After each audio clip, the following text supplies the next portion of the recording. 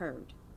Officers responded to the 8400 block of International Boulevard just before 12 a.m. on February 25th. When officers arrived, they located a victim who had sustained a gunshot wound.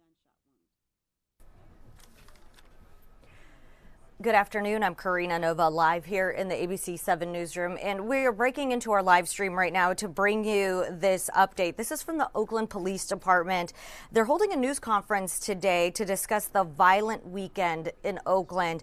Multiple shootings, several that were deadly. There was also a sideshow involving a semi-truck and a shooting on an off-ramp on Highway 580. They just started this press conference a couple of minutes ago, so let's go ahead and listen in. Scene to assist the victim, then transported them to an area hospital. 2 persons of interest were detained in connection with this homicide. The case is still actively being investigated to determine the connection to the persons taken into custody for this incident. The case will ultimately be presented to the district attorney for charging considerations. Unfortunately, this victim too was pronounced deceased at that hospital, and this victim's identity is being withheld pending notification of next of kin. Less than 2 hours later, just before 3 a.m., officers were dispatched to the 7800 block of Bancroft for a shooting. Upon arrival, officers located a male Vallejo resident suffering from multiple gunshot wounds. The victim was transported to an area hospital and is still in stable condition. At this time, we do not believe these shootings or homicides are connected. For this year, more than 50% of our homicide cases have been solved, with 6 being charged. We'd like to thank our officers for their hard work and dedication, and we are also asking the public for their assistance in all of these cases. If you know anything about these cases, we ask that you please contact the Oakland Police Department. Now we're open for any questions. Chief, can you confirm if the victim from 70 International was a woman? And then separately, and I'm sorry if I missed this, was there in fact someone detained for 67th and Avenue? Okay, so for the first question, yes, it was a female. And then for your second question, I didn't quite get that. Was there someone detained for the 67th and Avenue homicide? 67th and Avenue. We didn't have a homicide there. We did have a shooting. Let me just go back. At the 2400 block of 67th Avenue. So it was a shooting, but no one has been arrested in that case so far. Sorry, 2400 block 67 was a homicide, right? No, that was a shooting.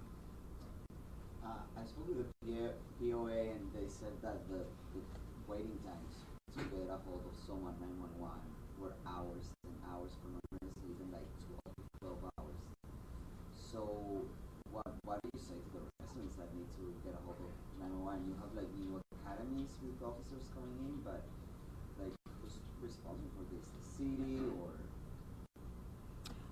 Yes, that's a good question. So we continue to respond to priority calls as we see fit. For some of the other calls that may require online reporting or other means that are not related to violence, unfortunately, they may not be responded to as quickly. But what do you think needs to be done, though? I mean, have you talked to the mayor about it? I haven't personally talked to the mayor about it, but we continue to focus on responding to crimes related to violence or homicides or shootings. Obviously, they take precedence when people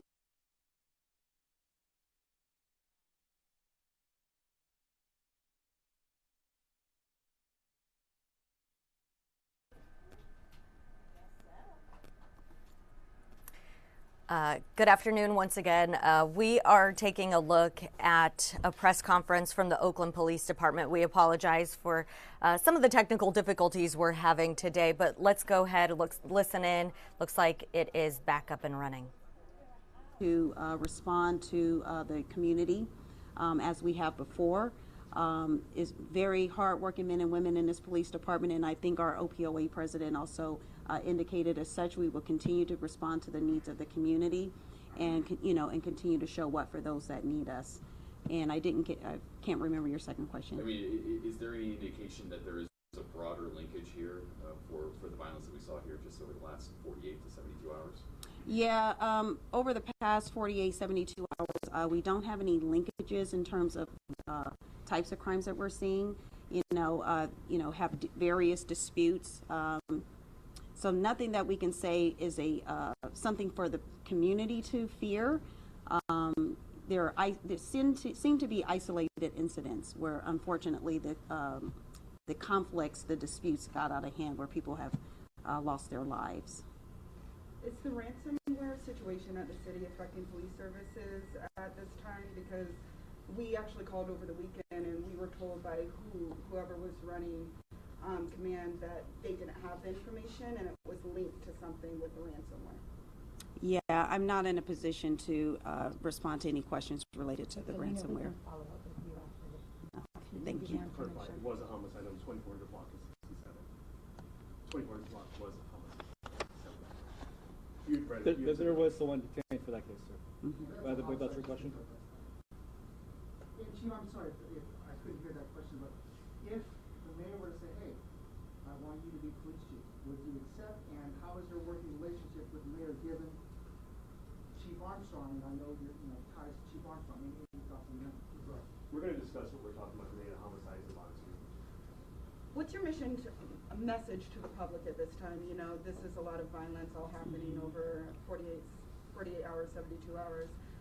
In a short period of time. Apparently they're not linked, so these are separate incidents happening throughout the city.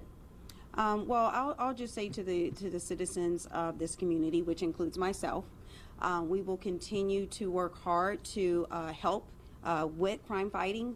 So that means if you have any video, any information, any tips, any leads, please work with us so that we can, one, hold those responsible for committing these crimes, and two, try to identify ways and solutions that we can try to prevent some of these crimes and violence from occurring in our city. Did any of these incidents have to do with gang violence? I know you guys have detained a couple of people. Do you know if they're connected to gangs at all? Yeah, none of the incidents that happened over the weekend had any indication of gang-related activity.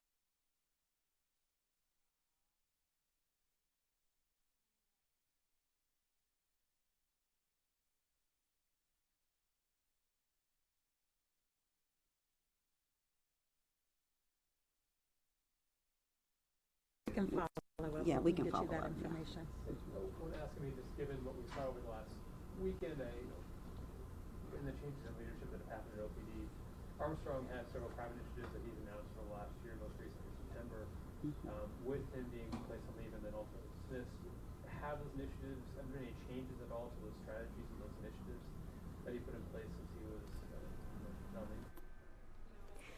Good afternoon. Once again, you've been listening to the Oakland Police Department giving an update on the violent weekend in Oakland. Sorry, we're having some technical difficulties with this live feed, but we will have much more for you on this in our later newscasts. You can watch ABC 7 News at 4, 5, and 6 tonight to get the very latest on this.